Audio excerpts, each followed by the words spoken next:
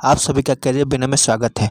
दोस्तों, आप लोग जानते ही होंगे कि पेपर 2 में लैंग्वेज सेलेक्ट करना था। आज हम वो हिंदी का 100 क्वेश्चन लेके आए हैं जो आपके पेपर 2 में रहेगा और ये आपके एग्ज़ाम के लिए बहुत ही ज़रूरी है। दोस्तों, मालूम है कि पेपर 2 का भी जो है आपके मेरिट लिस्ट में मार्क्स ऐड होगा, तो ये ज़रूरी है कि आपको पेपर 3 और पेपर 2 दोनों पे कमांड होना चाहिए, दोनों में अच्छा मार्क्स आना चाहिए।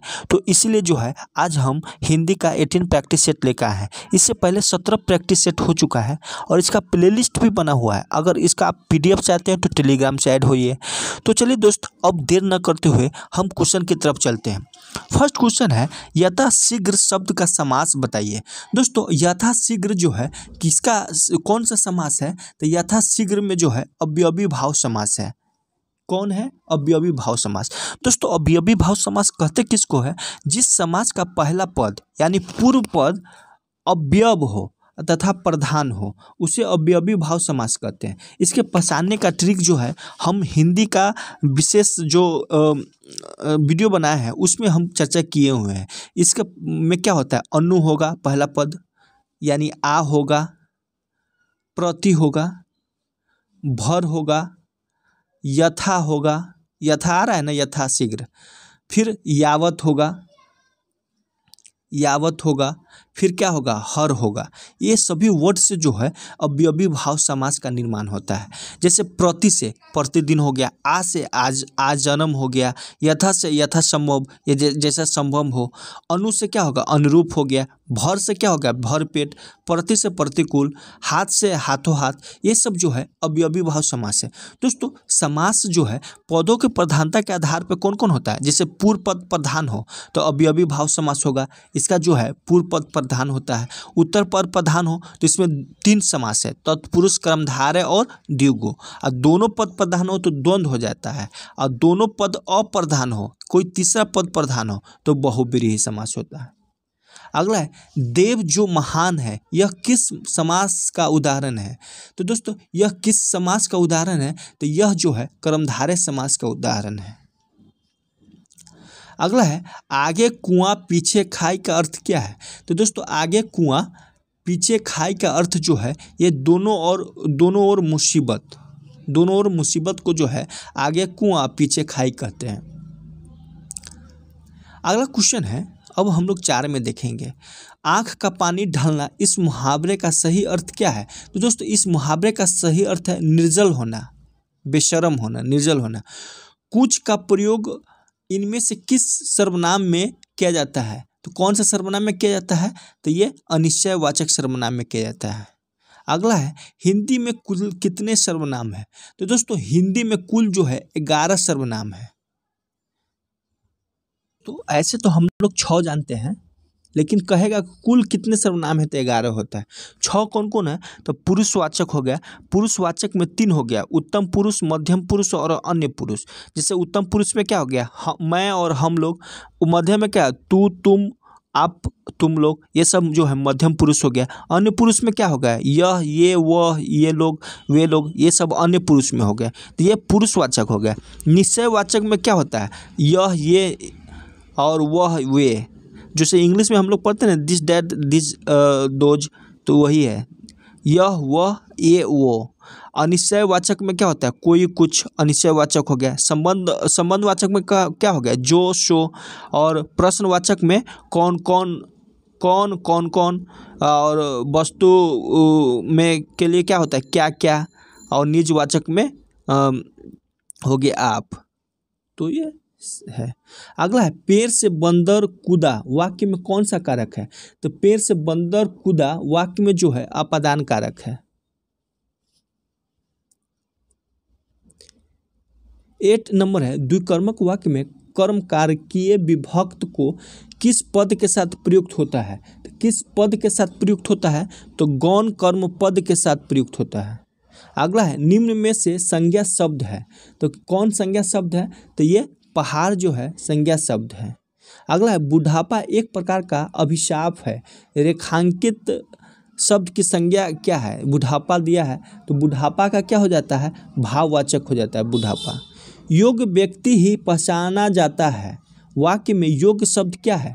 तो वाक्य में योग्य शब्द जो है गुणवाचक विशेषण है। अगला है निम्नलिखित में से परिमाण बोधक विशेषण है। तो परिमाण बोधक विशेषण कौन है? तो कम आमदनी। अधोलिखित किस वाक्य में अकर्मक है? तो किस वाक्य में अकर्मक है? तो दोस्तों इसमें श्याम हंसता है, तो इसमें अकर्मक है। अगला है निम्नलिखित विकल्पों में से कौन सकर्मक क्रिया का चयन कीजिए। तो सकर्मक क्रिया कौन है? तर्पाना सकर्मक क्रिया है। अगला है अर्धमागधी अपभ्रंश से विकसित बोली क्या है? तो अर्धमागधी अपभ्रंश से विकसित बोली जो है बघेली है। अगला है खालिक बारीक किसकी रचना है? तो खालिक बारीक जो है किसकी रचना है? तो खालिक बारीक जो है अमीर खुसरो की रचना है। दोस्तों हम एक साइंस का सीरीज चला रहे हैं और इसमें फर्स्ट चैप्टर सेल का डिटेल्स बात हो चुका है। अगला जो है टिश्यू स्टार्ट हुआ है। तो अगर आप नहीं देखते हैं तो जाकर साइंस का क्वेश्चन देखिए। आप अगर देख लेते हैं तो उससे साइंस बाहर नहीं आ सकता है। तो आप ज़रूर देखिए और अपने एग्ज़ाम में अच्छा बेहतर कर सकें साइंस में। तो आप जरूर उस वीडियो को देखिए। अगला क्वेश्चन है 21वां संविधान संशोधन द्वारा 8वीं अनुसूची में किस भाषा को जोड़ा गया? तो किस भाषा को जोड़ा गया? तो सिंधी भाषा को जोड़ा गया है।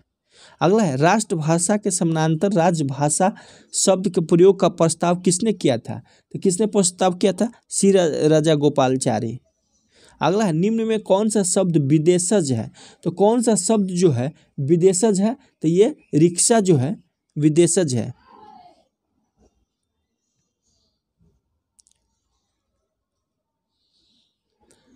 यौगिक शब्द कौन सा है? तो दोस्तों यौगिक शब्द जो है ये पाठशाला है यौगिक शब्द।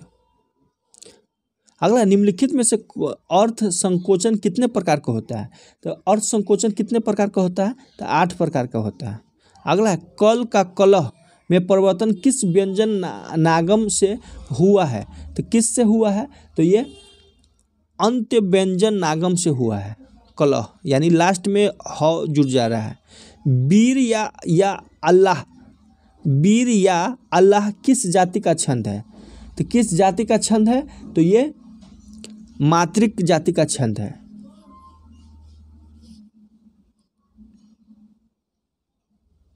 अगला है शाब्दी एवं आर्थी किस शब्द शक्ति के भेद है? तो शाब्दी एवं आर्थी जो है किस शब्द शाब्दी का भेद है? तो ये तात्पर्य का। अगला है विखंडनवाद के प्रवर्तक है। तो विखंडनवाद के प्रवर्तक कौन है? तो ये देरिदा है। अगला है साहित्य को मिथ्या अनुकृति मानता है। कौन मानता है? तो ये प्लेटो मानता है। अगला है कार्यालय आदेश में अधिकारी का हस्ताक्षर किस स्थान पर आएगा? तो किस स्थान पर आएगा? तो ये नीचे दाहिने ओर आता है। अगला है भाव पल्लवन में मूल वाक्य में आए विचार सूत्रों को डैश से समझाया जाता है। तो किस से समझाया जाता है? तो विस्तार से समझाया जाता है। अगला है विद्यापति किस मत के अनुयायी थे? तो विद्यापति जो है ये शैव के अनुयायी थे। कबीर के अनुसार किसे देखकर गर्व नहीं करना चाहिए? तो किससे देखकर गर्व नहीं करना चाहिए? माया को देखकर। माया को देखकर जो है गर्व नहीं करना चाहिए। उद्धव किसके पास रहकर भी उसके प्रेम में मोहित नहीं हुए? तो किसके पास रहकर? श्री कृष्ण के पास रहकर। अगला है जकरी शब्द का क्या अर्थ होता है?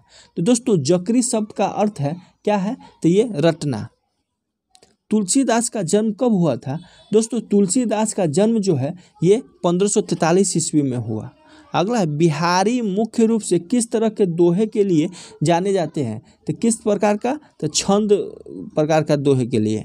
कवि भूषण की उपाधि दी थी। तो कवि भूषण की उपाधि किसने दिया था? तो ये चित्रकूट के सोलंकी राजा रुद्र शाह ने दिया था। अगला है विद्यापति के प्राकृतिक चित्रण में विशेष महत्व किसका है मिला है? विशेष महत्व मिला है। तो इसका क्या हो जाएगा? तो ये वसंत ऋतु का महत्व है। डॉक्टर राम प्रसाद त्रिपाठी ने कबीर का गुरु किन्हें माना है? तो किन्हें माना? तो ये स्वामी रामानंद को माना। अगला है गोपियों को सदैव किस ऋतु का आभास होता है? तो किस ऋतु का आभास होता है? तो वर्षा ऋतु का आभास होता है। तुलसीदास द्वारा ब्रज भाषा में रचित काव्य ग्रंथ है तो कौन है? तो तो ये सभी हो जाएगा। कृष्णा गीतावली, दोहावली और विनय पत्रिका। अगला है बिहारी शस्यई किस छंद में रचित है? तो किस छंद में रचित है? तो दोहा में। अगला है शिवाजी की तुलना भूषण ने किससे की है? तो शिवाजी की तुलना भूषण ने जो है इंद्र, परशुराम और राम सभी से किया है। अगला है श्रृंगार के अंतर्गत नायक और नायिका कौन है? तो कौन है? तो ये राम सीता है। अगला है भारतेंदु जी के काव्य की सबसे महत्वपूर्ण प्रवृत्ति क्या रही है? तो सबसे महत्वपूर्ण प्रवृत्ति राष्ट्रीय प्रवृत्ति रही है। अगला है साहित्यकारों ने हरिश्चंद्र को भारतेंदु उपाधि से कब सम्मानित किया था? तो कब सम्मानित किया? तो 1882 ईस्वी में सम्मानित किया। राजा प्रजा का पात्र है, वह एक प्रतिनिधि मात्र है, किसकी पंक्ति है? तो यह पंक्ति जो है ये मैथिली शरण गुप्त का है। अगला है निराला जी तोड़ती पत्थर के माध्यम से कहाँ निकलने के लिए कटिबद्ध है? तो कहाँ के लिए निकलने के लिए कटिबद्ध है? तो ये जो है ये भारत की सांस्कृतिक और सामाजिक गर्त निकलने के लिए कटिबद्ध है। अगला है लक्ष्मी नारायण मिश्र ने अपने नाटक में विशेषकर किस समस्याओं का आधार बनाया है? तो किस समस्याओं का आधार बनाया है? तो विशेषकर जो है ये नारी समस्या का आधार बनाया है। अगला है सच है शीर्षक कविता किस काव्य संग्रह में संकलित है? किस काव्य संग्रह में है? तो ये अनामिका में है। अगला है पंत ने अपने जीवन के किस कालखंड को नव मानवता का स्वप्न काल कहा? तो किस? तो ये 1945 से 56 के ईस्वी को। दिनकर जी किनके द्वारा मनोनीत राज्यसभा के सदस्य बने? तो किनके द्वारा? तो ये राष्ट्रपति द्वारा। अज्ञेय ज्ञानेंद्र जी के संपादन काल में कौन सी विधा की रचना करते थे? तो ये कहानियों की रचना करते थे। अगला क्वेश्चन है किस काव्य कृति में महादेवी के समस्त काव्य से उन्हीं के द्वारा चुनी हुई कविताएं संकलित है? तो इसका क्या आंसर हो जाएगा? तो इसका आंसर जो है ये आधुनिक कवि महादेवी में है। अगला है रहस्यवाद, यथार्थवाद और छायावाद शीर्षक लेख किसका है? तो किसका है? तो ये प्रसाद जी का है। अगला क्वेश्चन है वर्तमान शासक वर्ग अपने कर्तव्यों का पालन ठीक ढंग से नहीं कर रहा है, अर्थात कौन सी समस्या का समाधान नहीं कर रहा है? तो कौन सी समस्या का समाधान नहीं कर रहा है? तो जनता के दुख दर्द एवं जनता की समस्या को समाधान नहीं कर रहा है। अगला है लोग कहते हैं कि बच्चों को अधिक प्यार देने पर बालक बिगड़ जाता है, पर कौन ऐसा कवि है जो उत्तरदायित्व को विरहन किया है? कौन है? तो ये धूमिल है। अगला है दिनकर जी ने इंटर की परीक्षा किस ईस्वी में पास की थी? तो किस ईस्वी में पास की? तो ये 1930 ईस्वी में पास की। निम्नलिखित में से कौन सा उपन्यास अज्ञेय जी द्वारा लिखा गया है? तो कौन सा उपन्यास अज्ञेय द्वारा? तो शेखर एक जीवनी।